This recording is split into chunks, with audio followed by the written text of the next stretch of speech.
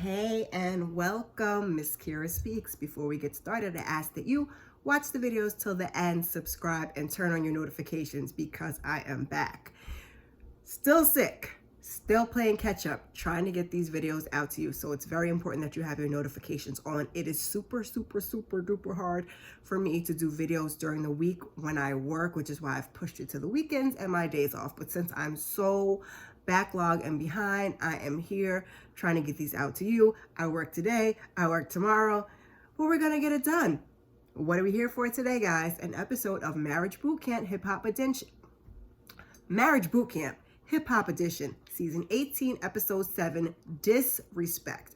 So the episode opens and we're still on day 7 and we're still talking to Molly. And Dr. Ish is telling him, you're not in the 10th grade. And I thought he put Molly out, but clearly what they wanted us to see is Molly gave up his phone trying to prove his point that they had been communicating. But what the producers found was Treasure communicating to him about, and they were discussing a storyline.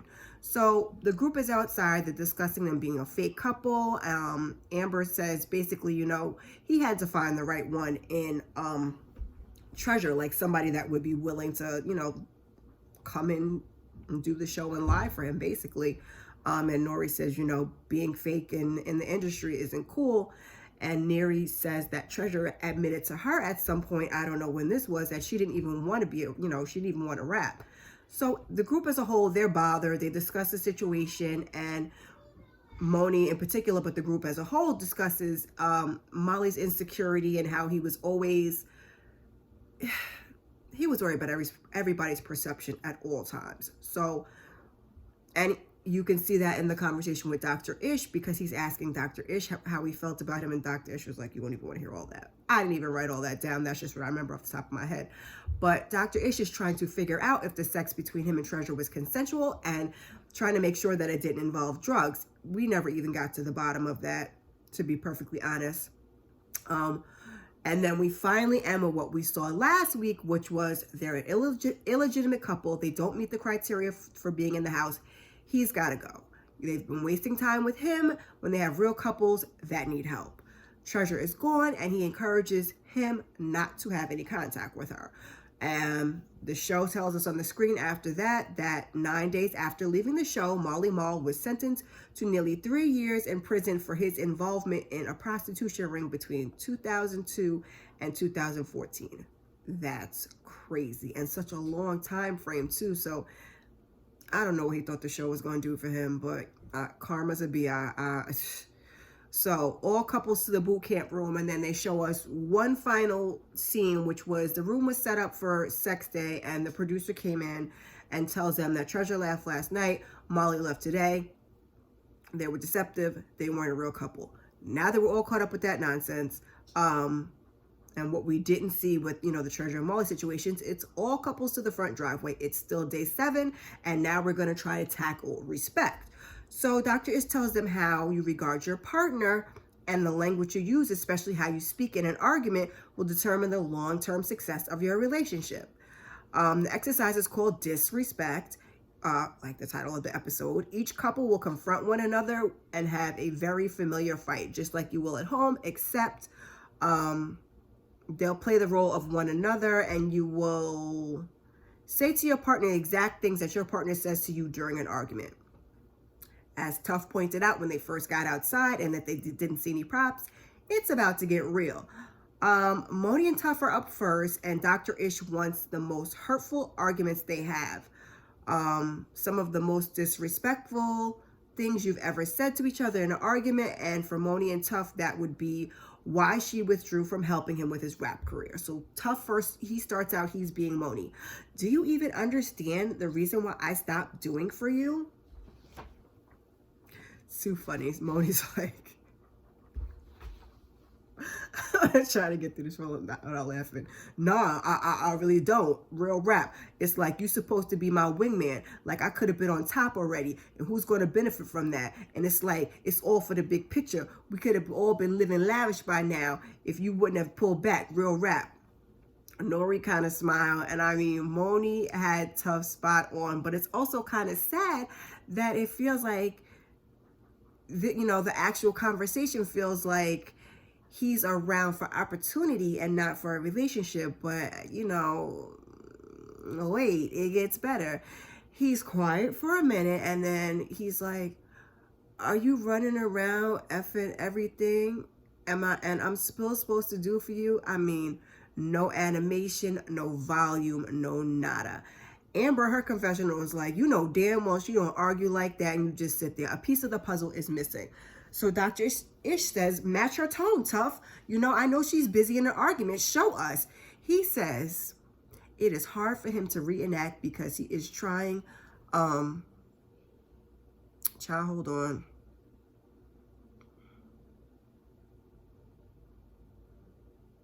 He's like, I'm trying to, I always remember what I'm saying. I can hear her, but I can't really remember. He's like, now I realize like he sees red, he blacks out. So that is super sad because he's not even listening when she's talking is basically what he's saying. Like that's what, at least that's what I took from it. Moni's face, Brock's face, like says it all. I was like, yikes. Like, so you don't need, she's talking and you're not even listening to the words that are coming out of her mouth.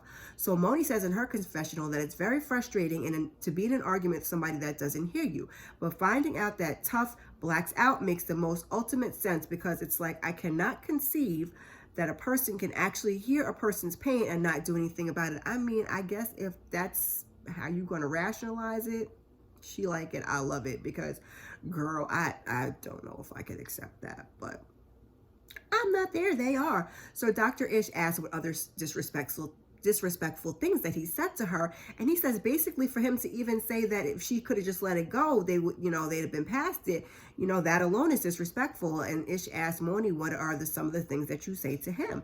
You expect me to just eat mass disrespect full throttle, get your business done. Meanwhile, back home at the ranch, you are screwing everything in sight. Ish says, you know, it's ugly and you don't even hear half of it, is what he, you know, said to Tough. And if you're only getting half of what she's trying to tell you in that moment, how do you even move forward? That is a very good question. I really love this show. Next up, they have Nori and Neri, and in the confessional, he says they don't really have blow-up fights like that. So I was prepared for this to be, you know, less intense than Moni and Tough. So this is Neri as Nori. Oh, so you're going to go to your friend's birthday dinner, huh? So what am I supposed to eat for dinner? What are the kids going to eat? Oh, you're going to just choose your friends first? You always choose your friends. Go ahead, choose them. All right, bye, whatever. Go choose your friends. Now, Nori. What are y'all going to eat? Is that what you really have to say? Like, you are the dad. Figure it out. There's always Uber Eats and DoorDash if you want to act like you can't cook. And I mean, don't get me wrong. I'm a woman of a certain age, so I do still like some of the old school stuff as it pertains to like chivalry and morals and values. But this Fred Flintstone behavior and the selfishness and all of that it's like, it's a no for me. So Nori's like, he's pretending to be Neri. Oh, you're just so spoiled. And Dr. Ish chimes in like, be her, get into character. You always used to getting what you want. You see everyone bowing down to you. I'm not doing anything wrong. I don't care. I pay the bills. This is Neri being Nori. I was just going to go see my friend. I don't care. I pay the bills. Really, Nori? That's how you get down? You pay the bills. Okay. No, you're petty. You're being a baby. You can't always get what you want. It's not always about you. This is Neri being Nori. I mean, it was kind of cute because you could kind of tell that Nori did not really want to say anything to make her look bad. And at the same time, judging by what Neri said, up until this point, he's controlling, and that's what he needs to work on. Hold on, get a little sip of my coffee here.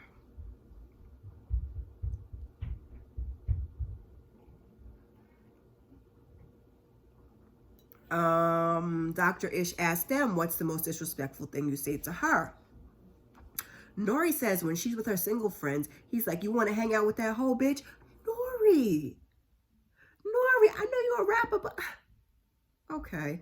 So he's like, that's why she ain't got no man. And he admits his foul. I just, child.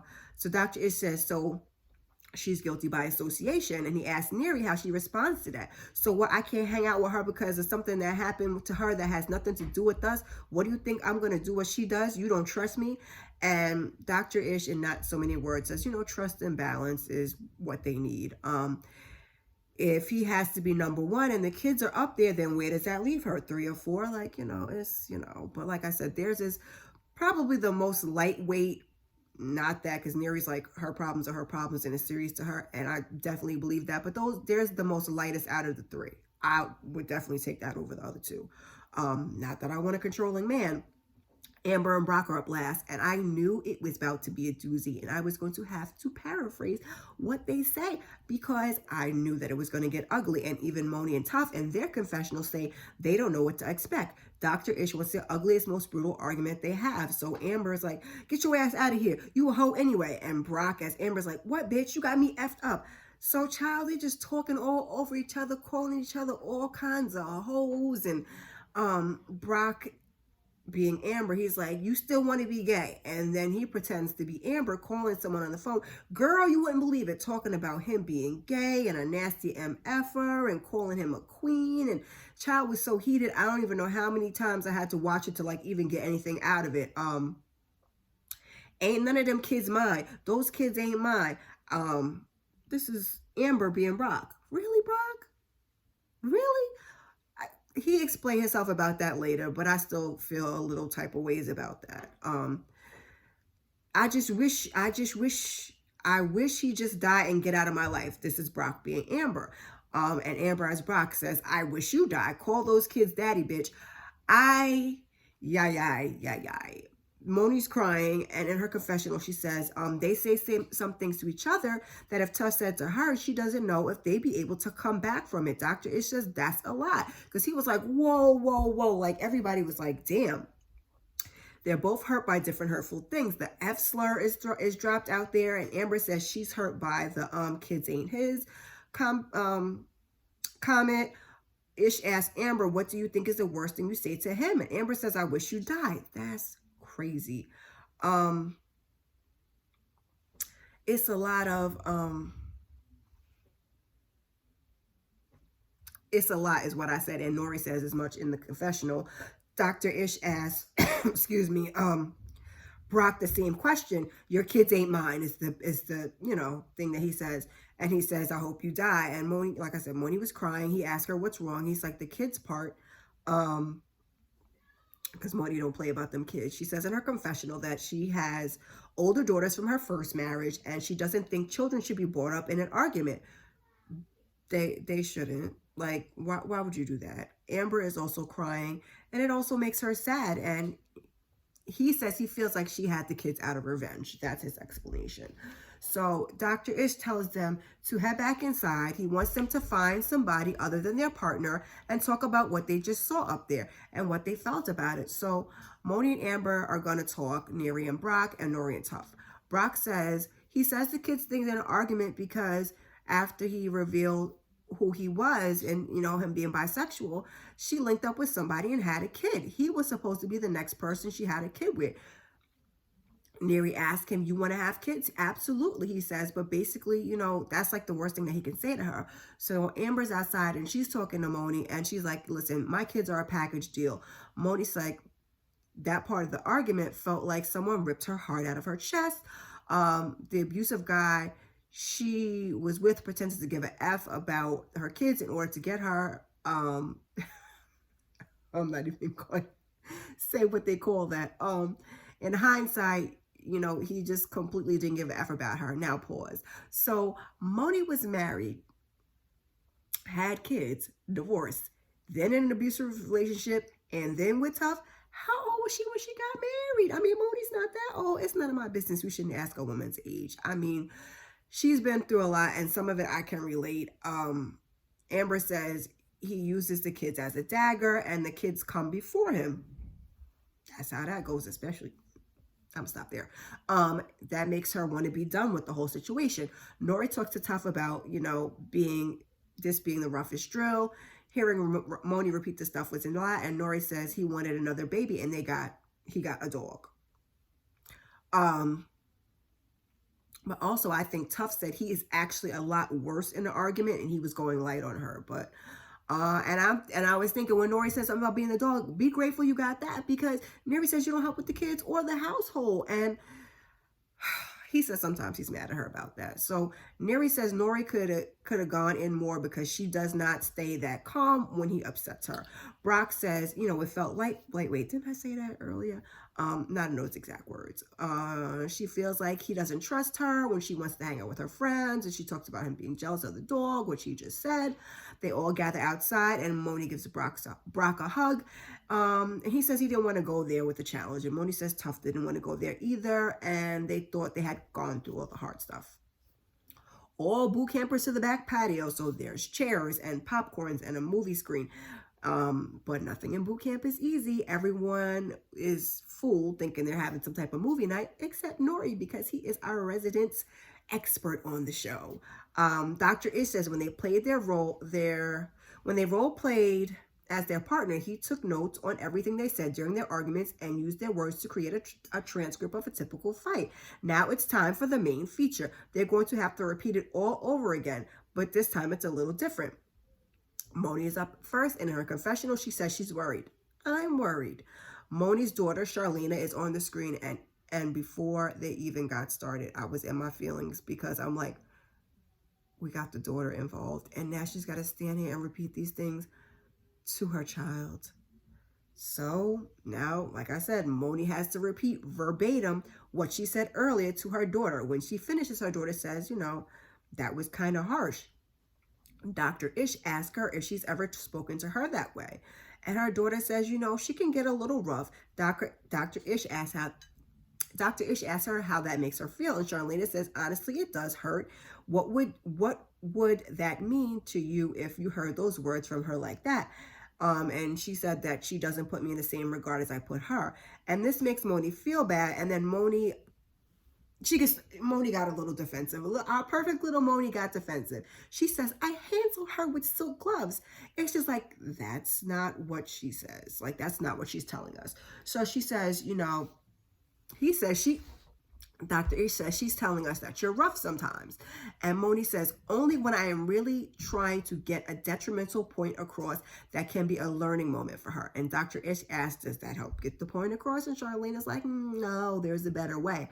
So he asks Tough if he agrees, and is he hearing words and lessons or just feeling disrespect? He says he feels disrespected and he feels like he has to get disrespectful in return.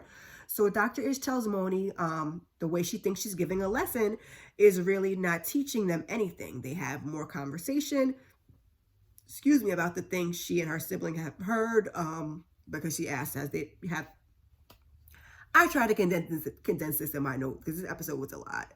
Have they been present? She says basically she's removed the sibling from the room when they've argued like that. Dr. Ish tells her what that model teaches their Moni and Tough's daughter, that's 13, is that this is what a relationship looks like and how we talk to each other. He asked her if she wants that for her 13-year-old daughter. And of course, naturally, Moni says no, she doesn't.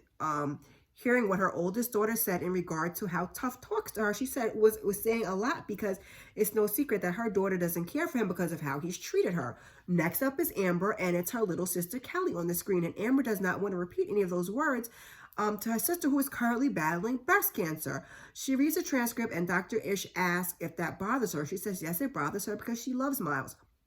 She doesn't understand. It's very disgusting. And Brock is embarrassed to hear her say,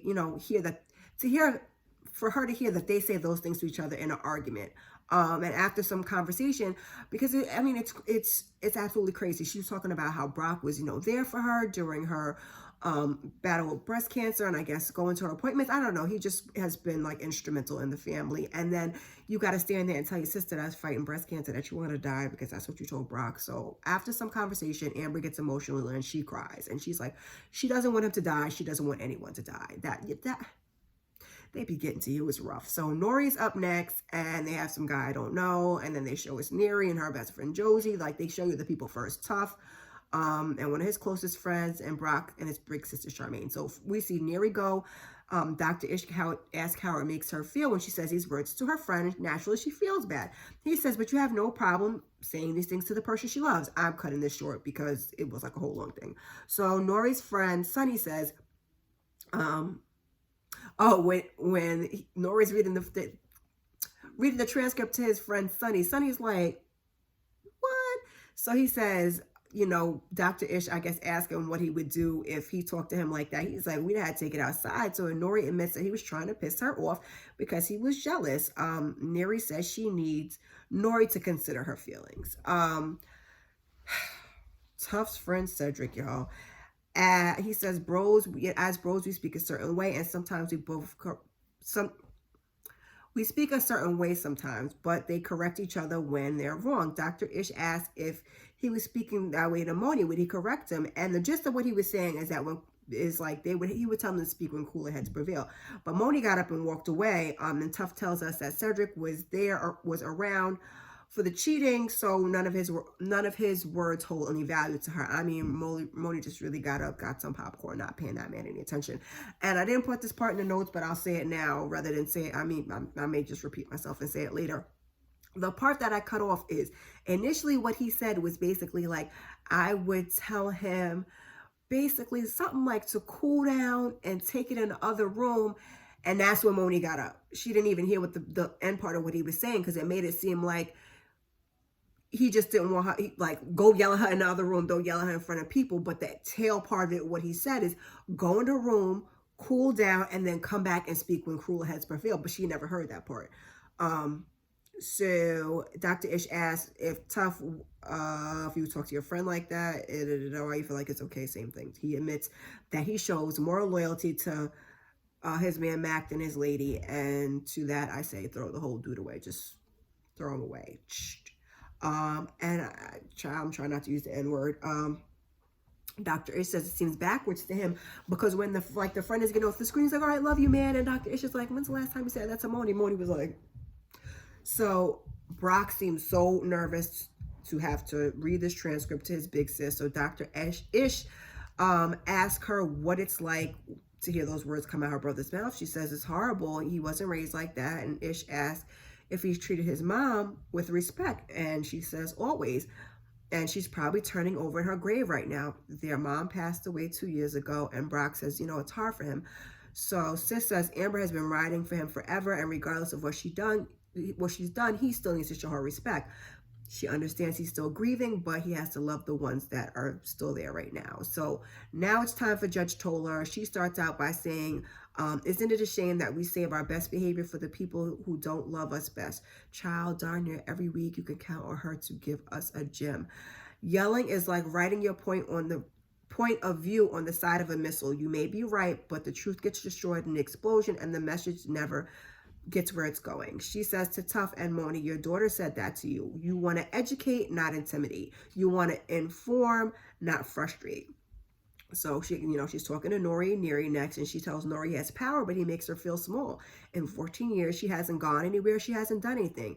And as a man, he must not say this is what I am. He must say this is what I am, and it's not getting me what I want, so I will do something different.